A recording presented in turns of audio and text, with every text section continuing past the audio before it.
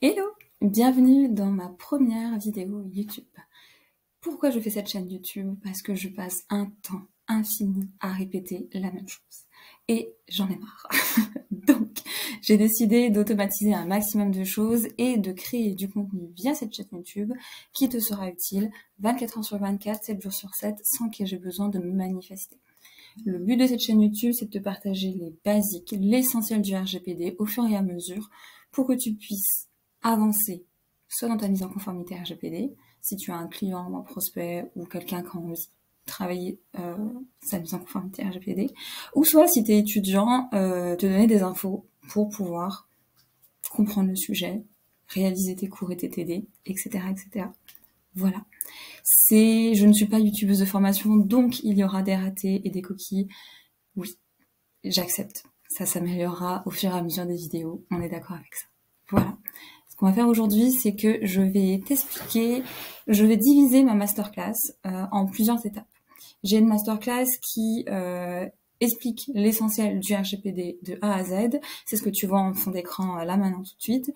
Et pour éviter de faire une vidéo qui dure 45 minutes, parce que 45 minutes sur du RGPD, pour une première, ça me paraît un peu compliqué. Je vais séquencer cette masterclass. Du coup, ça me fera plusieurs petits contenus et ça me permettra d'avancer par thématique. Aujourd'hui, ce qu'on va faire, c'est très rapidement, tant qu'on est lancé, vu que c'est le début de ma masterclass et que c'est aussi ma première chaîne, ma première vidéo de ma chaîne YouTube, ce qu'on va faire, c'est une brève présentation du personnage, pourquoi je suis là, d'où je sors, qui je suis, et quelles sont les valeurs du RGPD. Pour moi, les valeurs du RGPD, on le verra un peu plus tard, ça se rapproche énormément du Start With Why de Simon Sinek. C'est un livre que, évidemment, je te conseille de lire, qui est absolument fantastique. Et voilà. Voilà le programme. Je pense que cette première vidéo sera courte parce que c'est la première et donc du coup, on va essayer de ne pas faire trop chargé. Du coup, c'est parti. Si j'arrive à m'en sortir avec mon outil, on va réduire ma bouille et te présenter du coup cette fameuse masterclass. Donc, le but aujourd'hui, c'est de te présenter le RGPD facile comme tu ne l'as jamais vu. Le sommaire aujourd'hui, c'est ce que je te disais, c'est que on va voir, ça c'est le sommaire de la masterclass en temps normal. Cette masterclass, elle se compose de plusieurs parties. La première, une présentation de moi-même, un récapitulatif de l'essentiel du RGPD, un récapitulatif de la méthodologie de la mise en conformité RGPD, un schéma, des conseils et une FAQ. Là, aujourd'hui, comme tu l'as compris, on va juste faire la présentation et dans la présentation, tu as un petit peu des valeurs du RGPD. Allez, go, c'est parti. Qui je suis? Je m'appelle Inès, j'ai 30 ans maintenant et je suis une ancienne juriste en droit des affaires dans l'industrie. J'ai travaillé pour des gros groupes avec des multinationales et un nombre de filiales infini en tant que juriste en droit des affaires et je me suis spécialisée dans le RGPD en 2018, un peu comme tout le monde et comme tout bon juriste, hein, quand tu regardes l'actu et puis tu vois un peu ce qui se passe et en fonction des affinités que tu as avec un sujet ou pas, bah, effectivement tu te spécialises et je sais pas où me mettre parce que je vais me mettre là. Tu te spécialises et tu investis du temps pour comprendre la problématique et pour pouvoir être utile. Je suis indépendante, je suis donc DPO, donc Data Protection Officer, ou DPD, délégué à la protection des données personnelles de manière indépendante, parce que c'est un statut qui est autorisé en indépendant sans faire de la concurrence déloyale aux avocats. Il faut savoir que juriste en droit des affaires, tu peux l'exercer soit en tant que salarié pour une entreprise, un employeur, soit en étant avocat, et donc tu es avocat en droit des affaires. Tu peux pas être juriste en droit des affaires de manière indépendante, c'est de la concurrence déloyale avec les avocats, et de toute évidence, je n'ai pas envie de faire de la concurrence déloyale aux avocats. Je suis aussi une grande fan des Simpsons, de Spark, et je suis aussi grande fan de Big Bang Theory. Voilà, j'aime bien toutes ces séries, il y en a plein d'autres, mais celle-ci, c'est celle que j'aime vraiment beaucoup. Et pourquoi je te partage ça? Parce que ça met de l'humain. J'ai eu un échange la semaine dernière avec un partenaire commercial, un futur partenaire commercial, et justement on était en train de cadrer un peu la relation qu'on voulait, quelles étaient nos ambitions communes, quelles sont nos valeurs communes, enfin, qu'est-ce qui ferait que ce partenariat aurait autant du sens financier, commercial que humain et philosophique, parce que c'est très important de gérer des relations commerciales avec un socle de valeurs et d'ambition commune.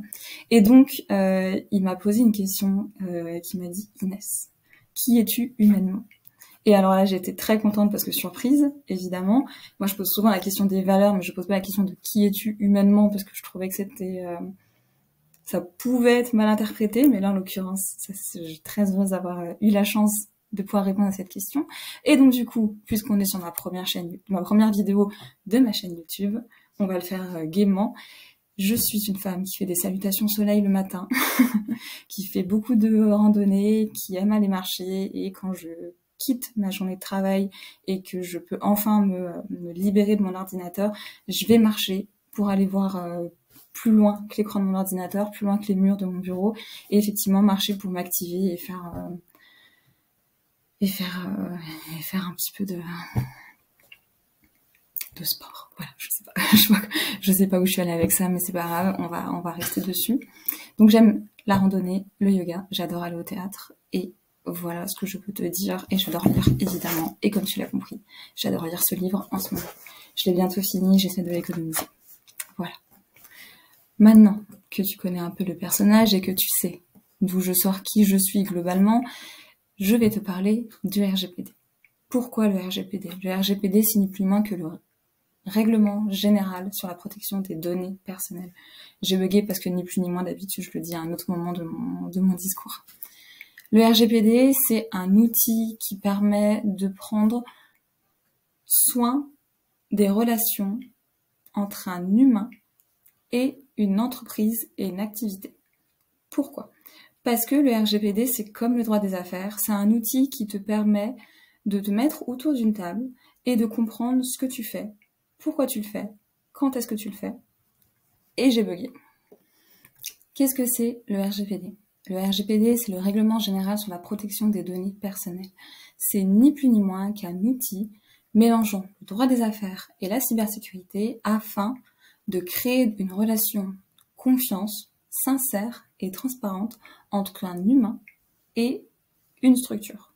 Une structure, ça peut être une entreprise, une association, une collectivité territoriale, n'importe quelle organisation qui utilise les données personnelles soit de ses salariés, soit de clients. Globalement, c'est assez large comme sujet. Et donc en fait, le RGPD, c'est comme le droit des affaires, c'est un outil qui te permet de te poser, comprendre comment tu fonctionnes, qu'est-ce que tu veux faire, qu'est-ce que tu vas faire, et de pouvoir le communiquer simplement avec la personne en face de toi. Attends, je vais essayer de mettre ma tête en grand. Voilà, regarde. Ce que je dis souvent à mes prospects, à mes partenaires qui veulent comprendre pourquoi je suis passionnée par le RGPD, c'est qu'en fait, le droit des affaires, c'est l'occasion parfaite de mettre des partenaires commerciaux autour d'une table et de se dire ce qu'ils veulent faire et ce qu'ils ne veulent pas faire. Donc, justement, ce que je parlais en début de vidéo. Donc, nous, on a des ambitions communes, on défend nos ambitions, et en fait, une fois qu'on arrive à comprendre ce que veut faire l'autre et ce que ne veut pas faire l'autre, ça nous permet, une fois qu'on a compris ça, de tout retranscrire dans un document, et ce document, ça s'appelle un contrat. Et le RGPD, c'est pareil, dans le sens où c'est un outil qui te permet de te poser des bonnes questions pour savoir ce que tu veux faire, pour savoir ce que tu fais déjà, pour savoir comment tu le fais, afin de retranscrire ça clairement et simplement dans de la documentation, au service de l'humain qui est en face de toi. Et donc en fait, c'est pour ça que je dis que le RGPD, c'est un mix entre le droit des affaires et la cyber, parce que le RGPD utilise les techniques de droit des affaires pour faire un audit de ta situation, pour comprendre ce que tu fais, comment tu le fais, pourquoi tu le fais, et de cybersécurité, parce que évidemment, le RGPD, c'est forcément des données qui sont en grande partie en 2022 digitalisées, et donc du coup, tu peux utiliser les paramétrages de tes outils et la protection informatique des systèmes de sécurité d'information au service de la protection d'une donnée personnelle. Je te parle de la protection d'une donnée personnelle, c'est super, mais avant ça, je vais quand même essayer de t'expliquer à quoi sert le RGPD. À quoi sert le RGPD ? Ça répond à la question de comment on protège une donnée personnelle. Le but du RGPD, c'est de rendre accessible l'information uniquement à la personne qui a besoin d'y accéder et de rendre exploitable l'information uniquement à la personne qui a besoin de l'exploiter, de Oui, c'est ça. Donc en fait, protéger une donnée personnelle, c'est ni plus ni moins que faire en sorte que la donnée soit consultable uniquement par la bonne personne et exploitable, utilisable uniquement par la bonne personne. Ça va pas plus loin que ça. Et c'est vrai, je pense que ça va venir après. Non, ça va pas venir après. Bon, bah, du coup, je vais le faire maintenant. Une donnée personnelle, c'est une donnée qui identifie un humain. C'est ton nom, ton prénom, ta date de naissance, ton numéro de sécurité sociale et ton adresse IP. Il y en a d'autres, mais celles-ci, ce sont les exemples les plus frappants parce que du coup, on se rend compte immédiatement du risque qu'on a à ne pas protéger une donnée personnelle, c'est l'usurpation d'identité. On les a tous vus, les émissions de Julien Courbet où des pères créaient des faux comptes bancaires à leurs enfants et que leurs enfants se retrouvaient endettés de je ne sais pas combien de francs arrivés à leurs 18 ans. Bon, bah ça fait évidemment jamais plaisir. Attends, j'essaie de décaler ma tête. Voilà. Ça, c'est certain. Et on a déjà tous vécu ce moment où on confie notre adresse courriel à un professionnel pour avoir accès à un livre blanc, à un contenu offert. Et en fait, on se retrouve après spammer de l'infini parce qu'en fait, cette adresse courriel a été soit revendue, soit donnée, soit fuitée par des publicitaires qui nous spamment de l'infini parce que bon, voilà, maintenant qu'on est dans leur listing, on est dans leur listing.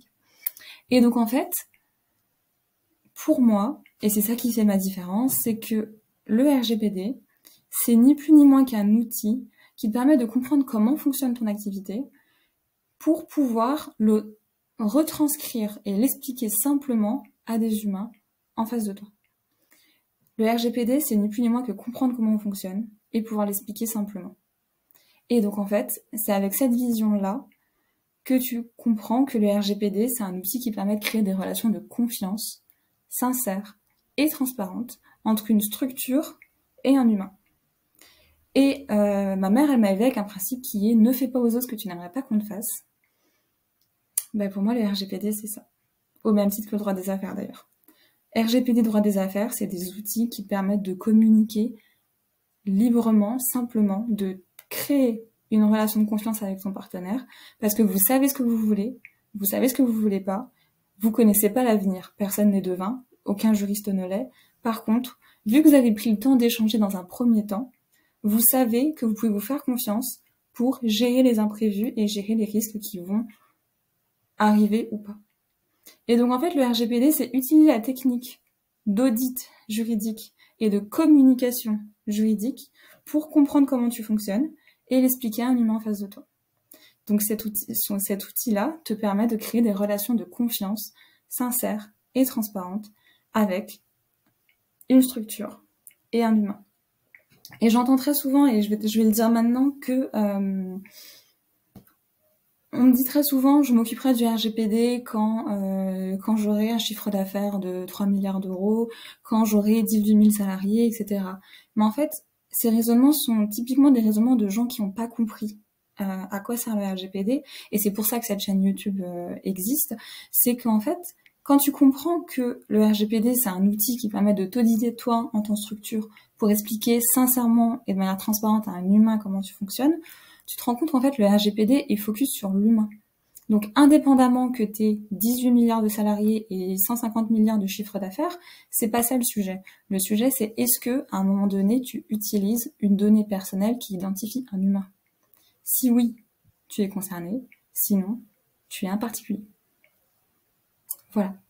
Et donc, en fait, le RGPD, comme on va le voir petit à petit à travers mes différents contenus sur cette chaîne YouTube, c'est beaucoup de bon sens, de pragmatisme.